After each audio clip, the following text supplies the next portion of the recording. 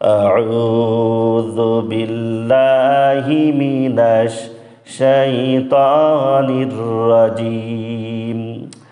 বিসমিল্লাহির রহমানির রহিম।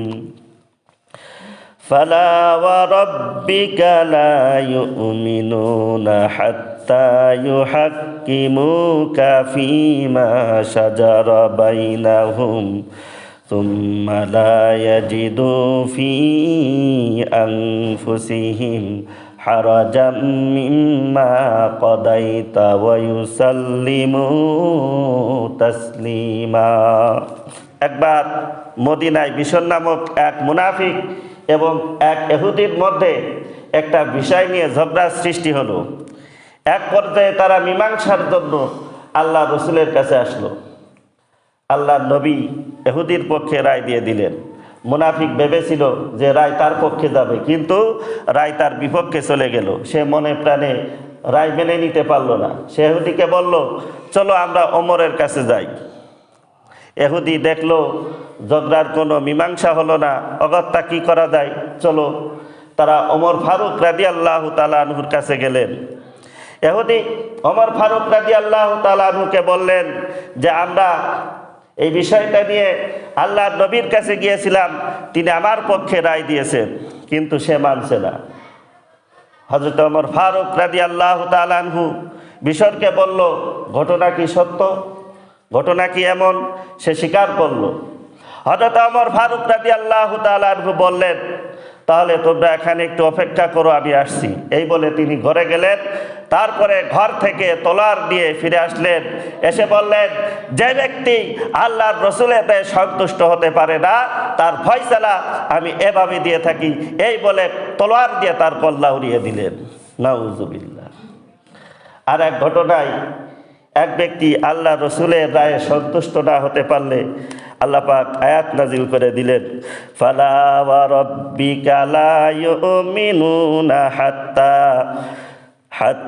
ইউহাক্কিমুকা ফীমা শাজারা বাইনাহুম সুম্মা লা ইয়াজিদু ফী আনফুসিহিম হারাজাম মিম্মা কাদাইতা ওয়া ইউসাল্লিমু তাসলিমা।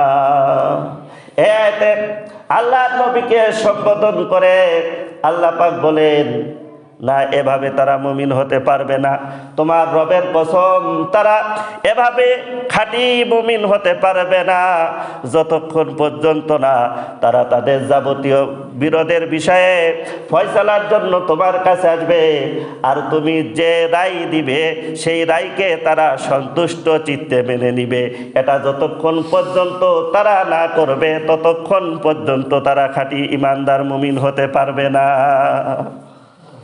সম্মানিত মুসল্লিয়ানে কিরাম, এখন প্রশ্ন হলো, রসুল করিম সাল্লাল্লাহু আলাইহি ওয়াসাল্লাম জীবিত থাকা অবস্থায় তার থেকে রায় নেওয়া তো বুঝে আসে, কিন্তু তার এন্তেকালের পর তার থেকে আমরা কিভাবে রায় নিব? এ প্রশ্নের জবাব হলো, আল্লাহ নবী না থাকলে কোরআন হাদিসের শরণাপন্ন হতে হবে, কোরআন হাদিসের কথাকে মেনে নিতে হবে। এটাই হবে আল্লাহ নবীর রায়কে মেনে নেওয়া।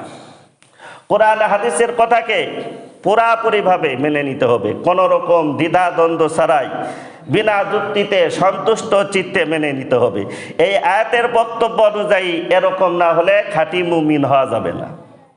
এখন যদি মুখে বলি আমি মুসলমান, কিন্তু কোরআন হাদিসের ফয়সালা আমার ভালো লাগে না, তাহলে আমি খাঁটি মুসলমান, মুমিন নয়। কোরআন হাদিসকে বিশ্বাস করাই তো হলো ঈমান। কোরআন হাদিসের মধ্যে আমার সফলতা, কোরআন হাদিসের মধ্যে আমার কামিয়াবি, এ কথা বিশ্বাস করার নামই হলো ঈমান। তাই ঈমানের সত্যিকার স্পিরিট যদি আমার ভিতরে থাকে, তাহলে কেন আমি কোরআন হাদিসের কথায় সন্তুষ্ট হতে পারবো না?